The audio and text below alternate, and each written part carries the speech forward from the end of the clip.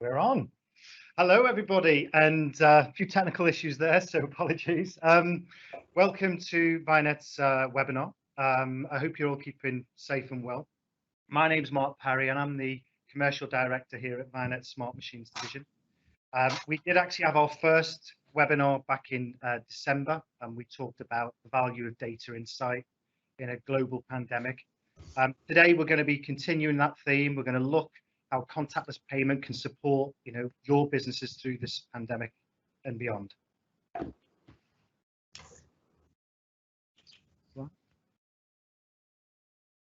So is that over to me? No, not yet. No. Oh, that's good. there was suddenly a bit of a pause, and I wasn't sure if that was the cue. My secretary to support that. So just in terms of if you are new to our business, we are an insights and analytics company, and we support our clients to drive real efficiencies within their business. The business started in 1994, and as we stand today, we have over 300 customers, and you can see some there on the right side, delivering around 230,000 connected devices to our platform. So in terms of the agenda, this will last about 45 minutes. We have a great panel for you today, and they're going to be sharing some excellent knowledge and ways of working. I'm shortly going to be passing you on to Graham Kingerby, who's going to be our host for today's webinar. Graham's the Managing Director of Nivo Group. And then we will interview Joe Scarborough, who's the founder and owner of the Snacks Group. We'll then be moving on to Matt from OTI, who's the Regional Sales Director. And then last but not least is Chris Morgan, who's the Director of JW Vending.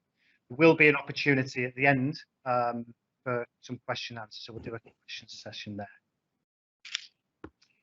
Okay, so just to introduce the main host for the day, Graham Kingerby. I don't think there's anybody else on this call in the vending industry particularly who doesn't know this guy. For those that don't, I'm going to give you a brief synopsis. 1973, Graham was an engineer at Foursquare Drinks. He then progressed into a sales role. Good year, that 1973, Graham. I'll come back to that in a moment.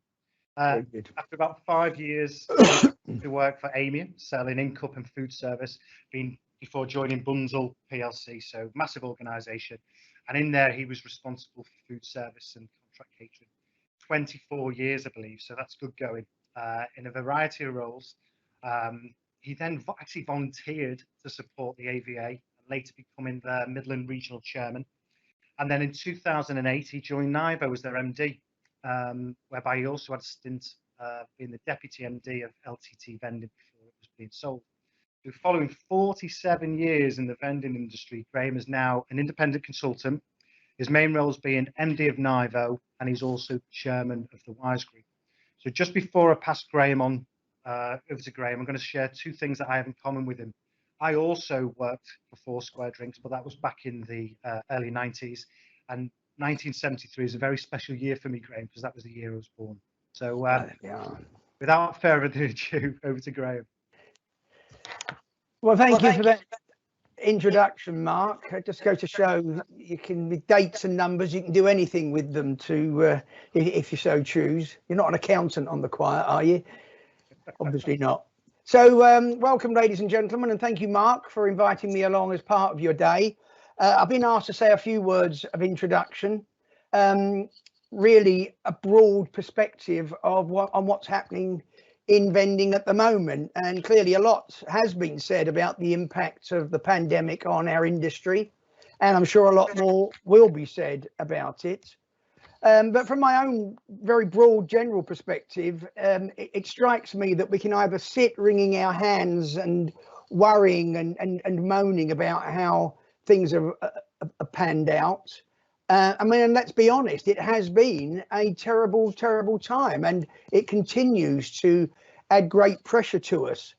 But the fact is, we are where we are. So my view is we've got to try and look out to see what positives we can take out of the situation that we find ourselves. And I would suggest to you, ladies and gentlemen, that there are a good number of positives that we can take. For example, bearing in mind most vending continues to be in workplace, we have what most if not all employers, certainly employers of any number, need to have, and that is to provide the widest possible range of support services in terms of snacks and hot food and hot drinks and cold drinks and all the other things that we can provide through refreshment vending to staff, meaning that apart from the commute to and from work, the staff's welfare is being looked after because they don't have to leave the building. They don't have to leave the building to go out and get a sandwich for lunch because they didn't have time to bring themselves anything. Because we can provide them the most cost-effective, efficient and hygienic system to provide for them all. So what we've got to do is get that message across. Now that message includes a lot of things. We can provide extra services like deep cleaning and charge for the customers. We can offer extra services like antibacterial film over all the touch points on the vending machines. And also, of course, we can provide services that are contactless and in terms of payment, maybe completely touchless as well. So there are lots of positives, but we've got to use the time sensibly to be ready for when we do come out of lockdown and to keep ahead of the game. And that, I think, lends itself very well to the theme of the event today about powering through the pandemic and coming out the other side stronger and able to take advantage of those circumstances. Now, I don't want you to take my word for it. So we're interviewing now and hearing from a number of people who have got real life experience, real hands-on experience. It may be the same as yours. It may be different. We're hoping that you're going to learn some different things. And the first one of our guests is a chap who I would describe as definitely larger than life. I've known him for a long while and he's had a very successful time. His name is Joe Scarborough from the Snacks Group. And it's great to have you, Joe. Just a few words about Joe's business before we pose our first question. He's based in Peterborough. He's been going as a relatively new boy, actually, been going since 2007. And one of his real areas of expertise is fresh food vending. But Joe is also passionate about offering a service through his machines that offers the most convenience. So for him, contactless payments were a bit of a no-brainer, which some people say actually describes Joe perfectly. But that being the case, let's pose our first question to him. Joe, all joking aside, you're a successful businessman. You've got 4 businesses. Tell us a bit about how you got into vending in the first place. Well, yeah, I sort of, I was working at a few blue chip companies, a big one in London, and then started having children.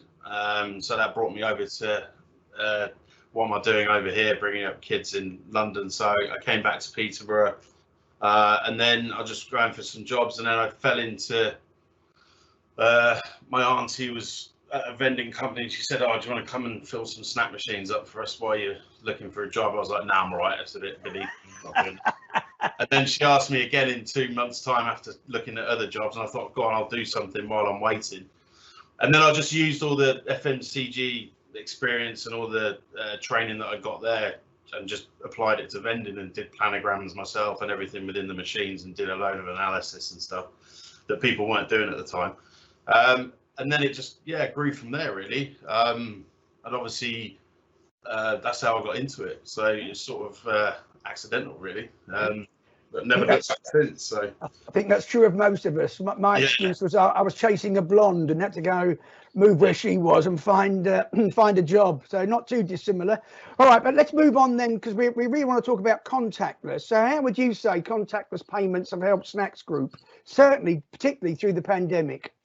Well, yeah, I mean, fortunately for me, I didn't really have any contactless payments till we got, I think, late 2000 or middle 2018. I got my first one, and then it was just something I was just dipping my toe in, and then I just literally for the whole of 2019 decided to put it into sort of 60-70% of my machines, just as I could see some figures coming from larger companies, and I could see the figures coming from people were just using contactless in general.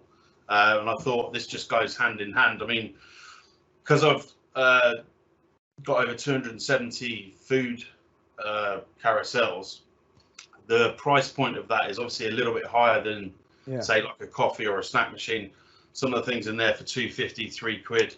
So once you start getting, and people can start building a basket on them as well, it sort of made it a bit of a no-brainer that if you start selling stuff at £3.50, £4, £2.50, not a lot of people have got that change on them. You know, the sort of note readers were they're all right, but they were temperamental.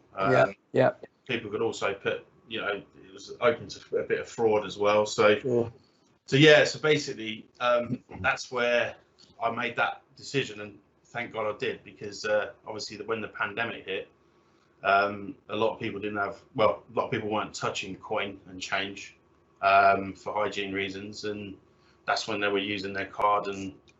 And honestly, some of the people we spoke to, they were literally getting food out of our machines because they couldn't get it from anywhere else. Not food in general, but just sandwiches and things, and everything that we put in was actually becoming something that they were after, because all the online, if you remember when you were trying to order online for your home, some people were like a month before you could get a delivery slot and stuff like that. So understood. So that's where that came into it. So you mentioned that you started that sort of really, I suppose, 2 years ago then, and that you looked at sort of 60% of your estate. Is your plan to grow that across the entire estate? And if so, what would be, if you had to pick one reason for doing it, which would you pick? Well, the reason being that people just haven't got any, they don't carry change anymore. You know, I'm a vending operator and I don't have any change on me. No. And it's one of the main reasons that if I look at it in general, if you just looking at the figures, I do not let a machine go out of my warehouse, a new site, without having a contactless reader on it. Regardless, I don't care what the site's going to be like. It's just, you pretty much getting rid of 70% of your sales if you don't put one on, regardless of how busy the site's going to be. So, but now what I'm getting now is I'm getting feedback from sites turning around, even saying to me, we don't want any cash anymore on site. Can you just have it as a, you know, contactless payment only? And what that helps is for hygiene and, you know, any theft, in terms of theft from engineers, theft from outside. You know, it makes it less attractive to break into the vending machine if it's cashless.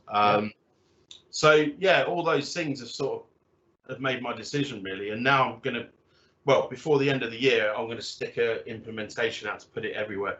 Because even if you've got a site where you've got a machine out there that's not doing great, okay, you've got the pandemic, you've got everything else involved, but there's that little thing in the back of my mind thinking, if it doesn't have a card reader on or a contactless payment on, then how many people was walking past that machine going, exactly, I ain't got any cash on me, I'm not going into that. So that's it. Yeah, and that's without even mentioning the banking costs now of handling cash and all that kind of thing as well. So that all makes a lot of sense. So, but just in very general terms, in conclusion, Joe, are there any key things that you and your group have taken from the challenges that the pandemic itself has presented, that you'd be happy just to share with us? Anything perhaps over and above the benefits of contactless?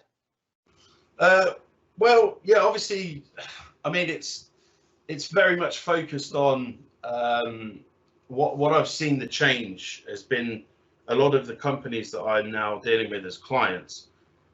They're a lot more employee focused than they were before. Yeah, and they're certainly a lot more open to subsidies through ourselves providing the subsidy. They're a lot more open to the sort of staff forums about what they want in the machines, and we found that, you know, people's tastes have changed a bit more as well, whereas people have tried different things while they've been, say, on furlough or at home or something different. So it's really giving that feel. And also, I think you touched on it earlier, it's where people, they don't really want to leave site anymore for lunch. Yeah. So they're using our machines a lot more and staying within their work area before they then go home.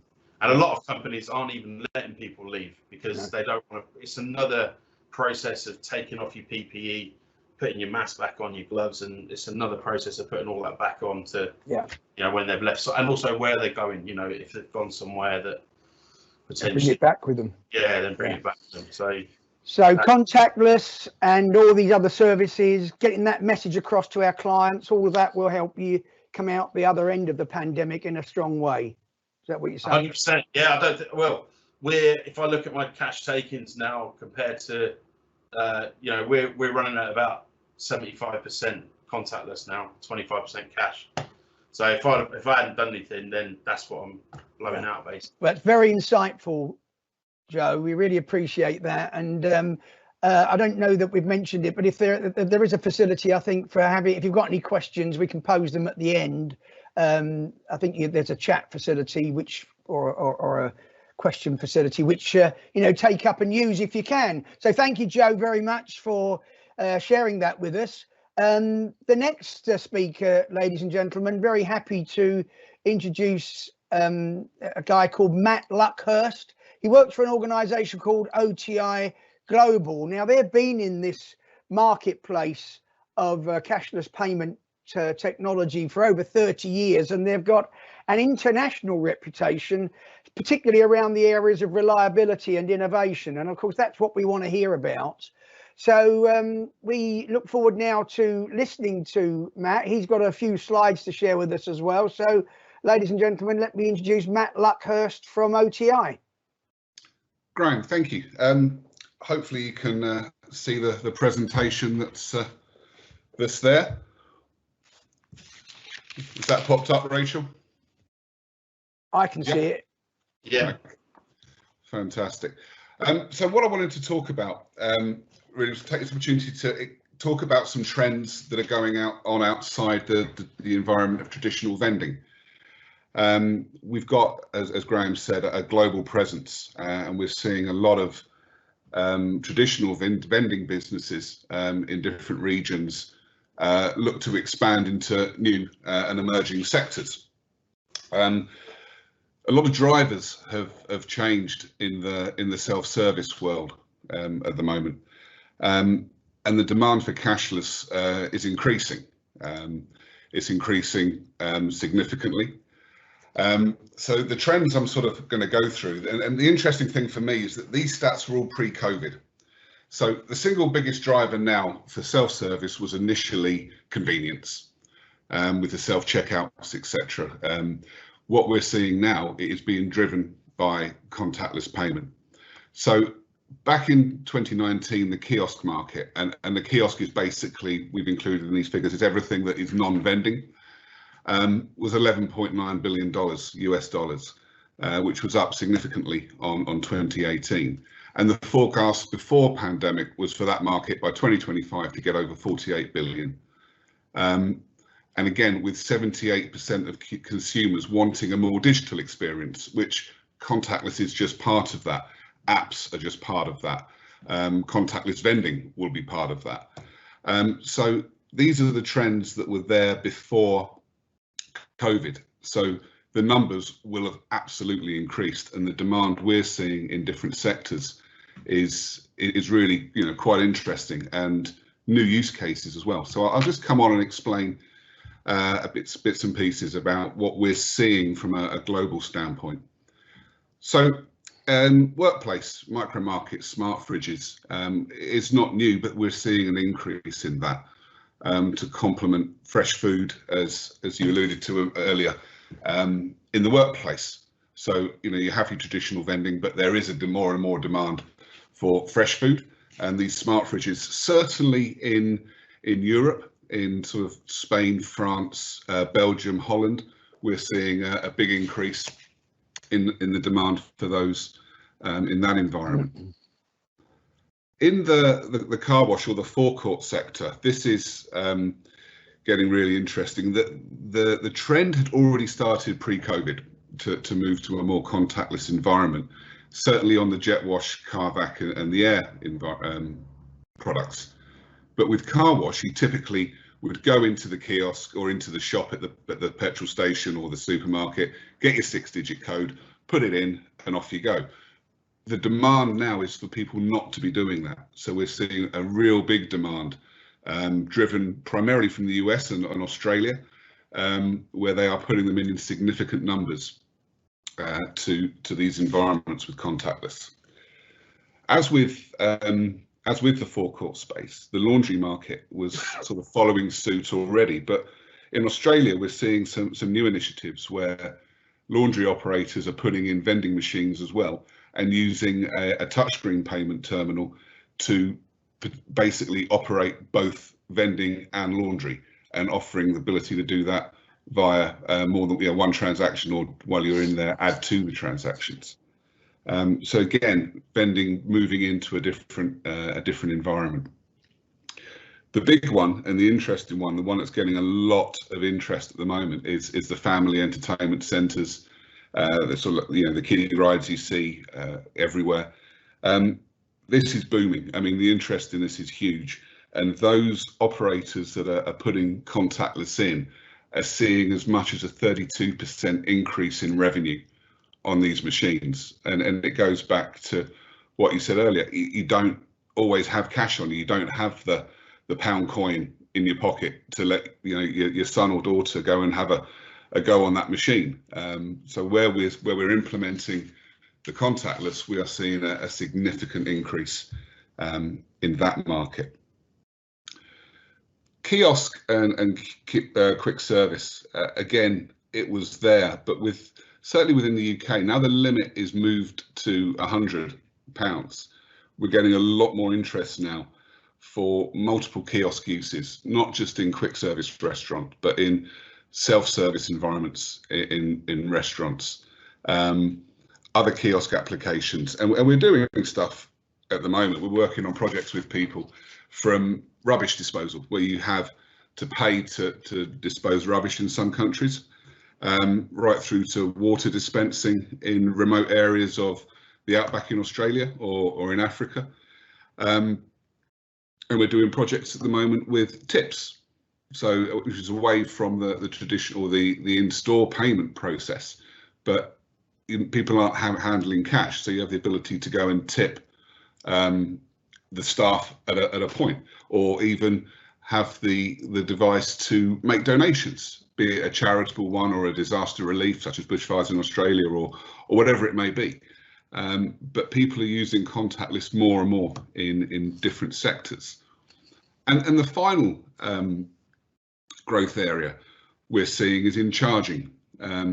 Primarily it's electric vehicles, and that's growing rapidly. I mean, in the UK at the moment, there are over 34,000 charging points for 375,000 registered cars using them. But the forecast by 2030 is that there will be 10 million electric vehicles on the road. So therefore, the charging points have to grow with that demand. But it isn't just vehicles. We're working on a number of projects around charging for mobile phones, from just traditional plug it in to renting mobile power packs and returning them at different locations. So it's almost like you will vend a charged power pack, and then it was returned, and you can, pay the transaction in that way. So there's sort of like the 6 key areas that we're seeing growth in. It's definitely happening, and what we're trying to do is work with partners, in this case with Vianet, to be able to offer flexibility and easy access to other industries where we can. That for me, Graham, is the bits I wanted to cover today.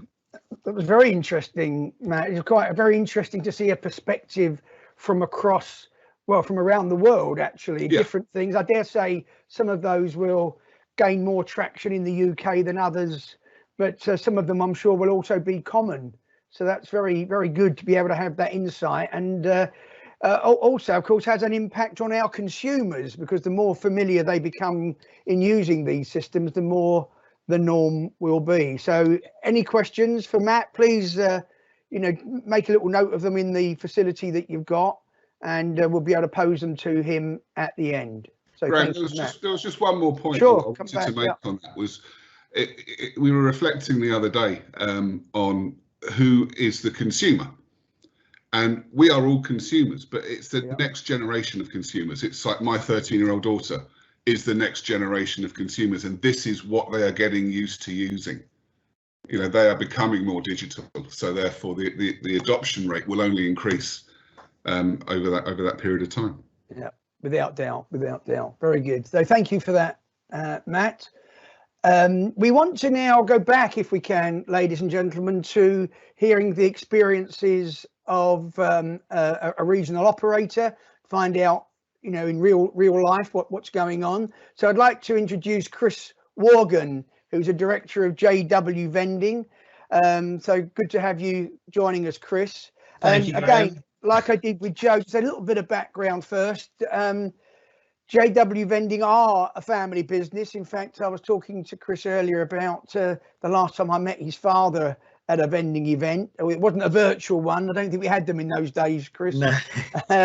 But JW Vending have been growing very steadily for 20 odd years, based down in the southwest, and have a wide range of both commercial and domestic clients, interestingly.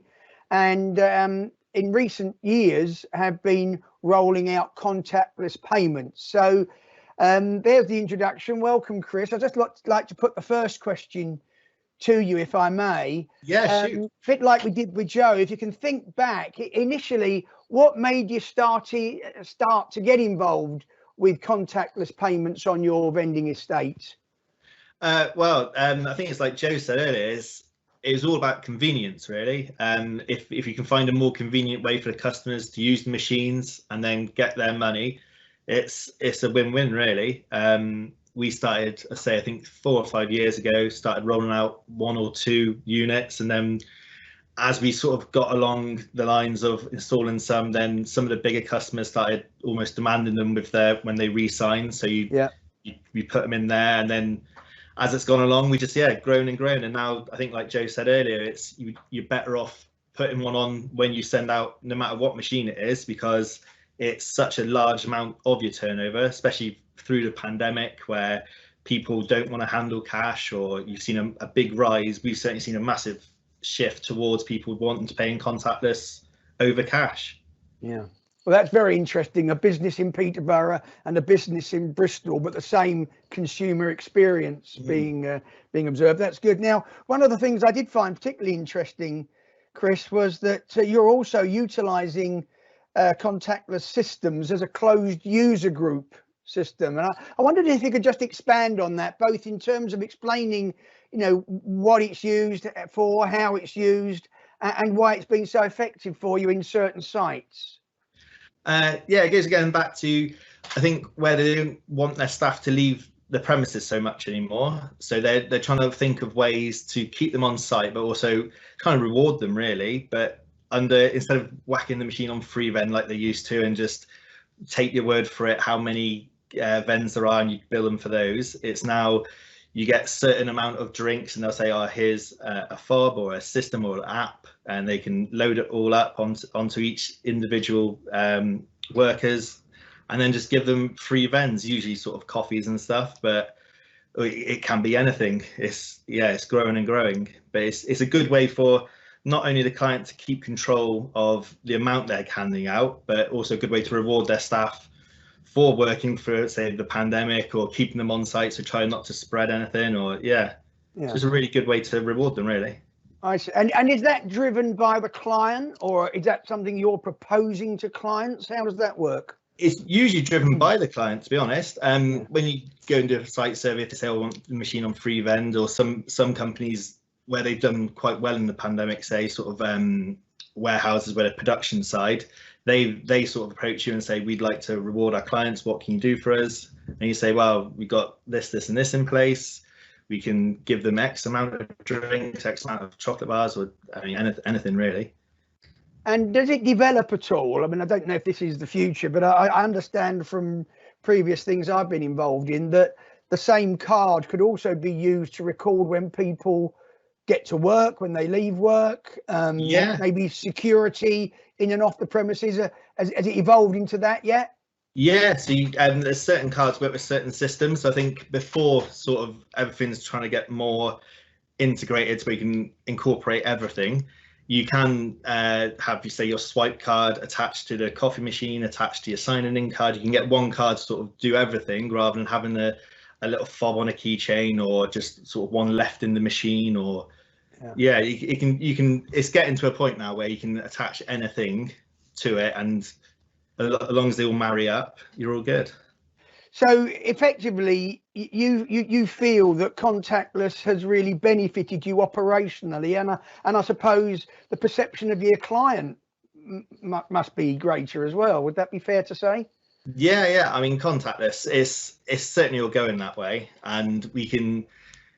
Even though I don't think cash is quite dead yet, because you sort of, again, it's back to convenience, where why take away one method of payment for anyone? You want as many ways to get the payment as possible. But it's benefited us. It attracts sort of bigger clients when they walk past machines and say, oh, you've got a nice new machine with a nice new contactless on, and they think, oh, why haven't we got that in our workplace? And then you start getting calls from more and more and more. So yeah, I say we're doing okay.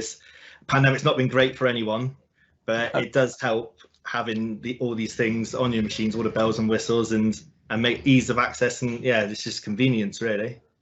Well, that's very reassuring in the context of what we're talking about to help us drive it. And just in conclusion then, a bit like I asked Joe, if I may, Chris, in terms of the impact of the pandemic and the experience of the pandemic, because clearly I think a lot of us have learned quite a lot, been reminded of quite a lot. I mean, I can remember talking to some slightly older vending operators than you, Chris, recently, that have had to remember how to drive a forklift truck because they've got people on furlough and all that kind of thing. But from your perspective, how has it changed the way you perceive the future, or the way that you've done things to make sure that you are, clearly ahead of the game?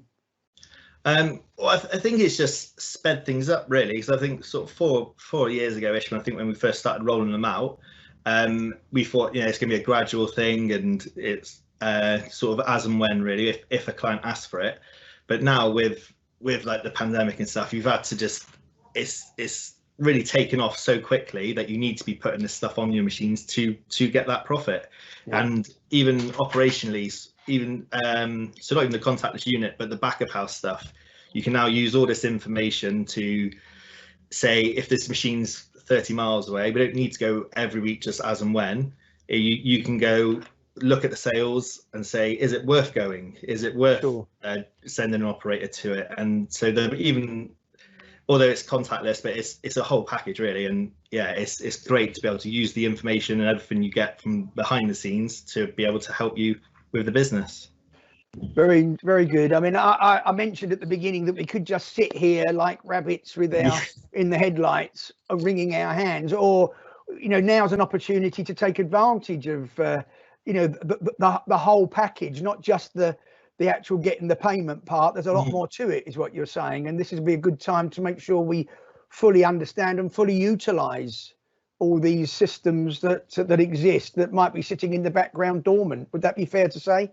Yeah, absolutely. I say the back of house stuff has helped us immensely, and even as a sales point, it's a brilliant sales point to be able to go to people and say, we can see what you've sold, when you've sold it, we can see the market trends, you can see if people aren't using cash, maybe we can take away the cash aspect of it and then go cashless if you want to. One or two of our clients have done that, but it's just, if you're using everything, then it helps you sort of attract the new business and make what you've got better, get more out of what you've got as well.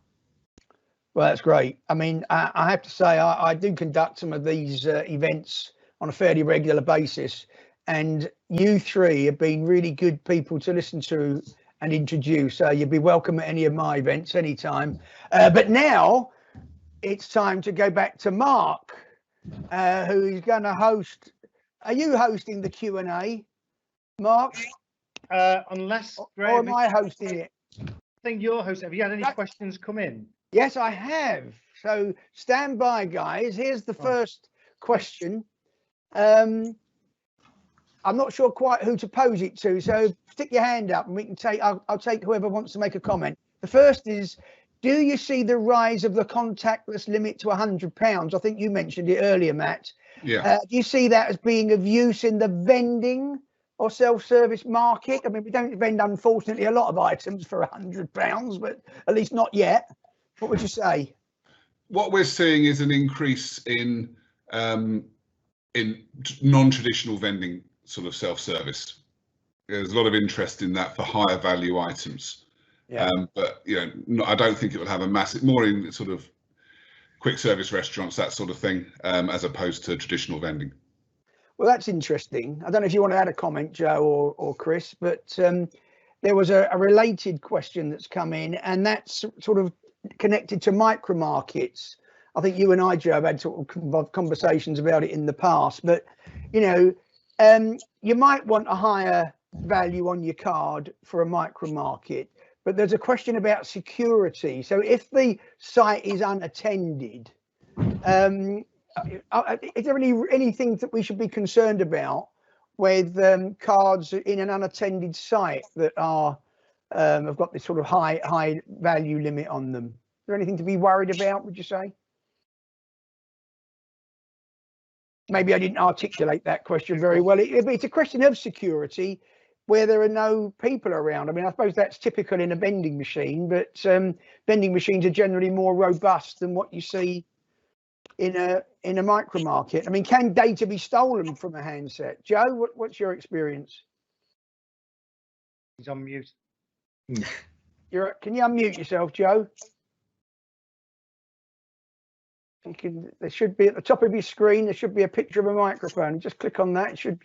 Oh yeah. There you go. It's the technology, mate. I thought I was relying on Rachel being in charge, but obviously I've got to do it. Yeah, basically, I think, look, when it was at £30, everyone was a bit up in arms as well. Oh, what if people spend this, what they spend that? I mean, obviously, you can do 3 in a row, so you can do £90. Then it obviously went up to 45 at the start of the pandemic because they needed to make it more convenient for people who didn't want to touch on the keypad.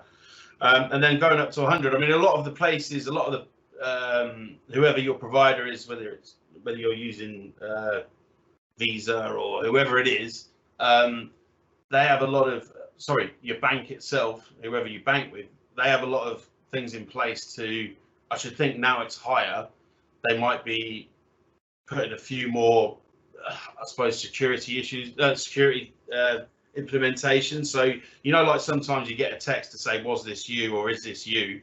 Yeah. So you can imagine if it's in a micro market, they might go and buy, if it's fraudulent, they go and get £300 worth of stuff and do it 3 times. Yeah. That's look. I think that will come up as a flag, and then also in micro markets, you've got the camera on the people, you've got the people going on the inside. I mean, you're never going to kill all the fraud, but I shouldn't think it's a major part of. It's just the way that we're going to be moving forward. I think, if people have Apple Pay at the moment, that goes up to, it's unlimited, really. Some shops were saying, oh, we only want £100, but even that, with all the new systems coming in, I think the technology of the security just needs to keep up with it. So you think we just need to embrace it rather than worry about it? I think. 100%. Matt, were you wanting to make a comment as well on that? I think Australia's gone to a higher limit early, and they haven't seen a massive issue. Right. Anywhere, doesn't matter what sort of outlet. No, very good. Well, hopefully that answers our contributors' question. I think Joe and Chris, you both mentioned growth in contactless payments over coin operated. Do you know if there's any data that would actually, I mean, apart from your own, which obviously it's confidential, but is there anywhere that anybody who's thinking about it could go to try and get that confirmed as to what the growth rate is of contactless over coin operated, to your knowledge, or is it more anecdotal? Yeah, I mean, I've only gone on anecdotal on what's happened with me. You, yeah. I mean, the people that I went to were just larger vending companies and just literally getting the data off them first back in 2018. Yeah. And then it was, I think, like what Chris said, I put it on a couple of my busiest machines just as a test. Then we saw a 23% increase. This is all pre-COVID. And then obviously with the COVID, I've seen what we've gone from, I've seen about between 60 and 70% increase, which is massive, which is absolutely huge. And then if you take off the drop from cash, you're looking at around 40-45%, which is, it's brilliant. So if anything, the pandemic has accelerated it significantly. Yeah. And I don't know where you would get that. There's obviously some info out there. I think you've got to be really careful with the data at the moment, because I've got a lot of big offices totally closed, one with 850 people, one with 1,200 people. Sure. And they are totally closed. So that actual reader is doing 0. Okay. So because there's no one there. So we can only tell you the same. It would be from our looking at our books, looking at what we turn over. It would just be the same. We don't know what anyone else is doing particularly, because it's all GDPR and stuff. But exactly. Yeah, from us, it's gone from, say, before pre-COVID, 1/3 cashless to 2/3 cash to completely the other way around, and probably growing as well. Yeah. Very good. Okay, well, again, hopefully that will answer our contributors' question. And I think we've got a couple of questions to pose to you, Mark, as well now, if we can. Is that all right? That's fine, Graham, yeah. So I was talking to some people recently about your new Smart Vend portal, and I've even been privileged to have a look at it. And I have to say, it looks pretty good to me. But when is it generally available to everybody? So the phase 1 was the release of Smart Vend for contactless and telemetry and that platform. And then Smart Vend ERP, which we've been working on probably for the last 14 months. That's due the end of this year. So we're currently working on a roadmap. And what that will do will bring the units that we have, the contactless telemetry, again with the resource planning tool, and we'll bring it into one to make one-stop platform to provide to our clients. So, for instance, phase 1 is due out soon, and that's the stock module and the mobile apps will allow the operators to key in where they haven't got contactless on the machines. And then middle of the year is the stock and warehouse management, and then towards the end of the year we're looking at the finance and the API integration. So it's going to be delivered end of this year. We'll start to look to transition from early part of 2022. Okay, very good. Another question about innovations and new products, really. Matt talked about OTI innovating. What about Vianet? Have you got new products or innovations that we can look forward to? Yeah, we've got obviously the ERP, so we've been working really hard with that, but we've also got a new reader coming out hot off the press end of next month. So that'll be available from May onwards, and that's the Smart Connect Pro, all singing, all dancing.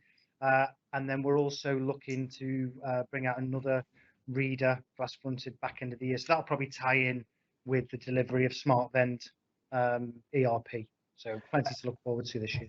Okay, yeah, exactly. And just finally on that, Ben, so what about the plan for migrating for those guys that have got perhaps one of the older systems? What's the plan to migrate everybody over?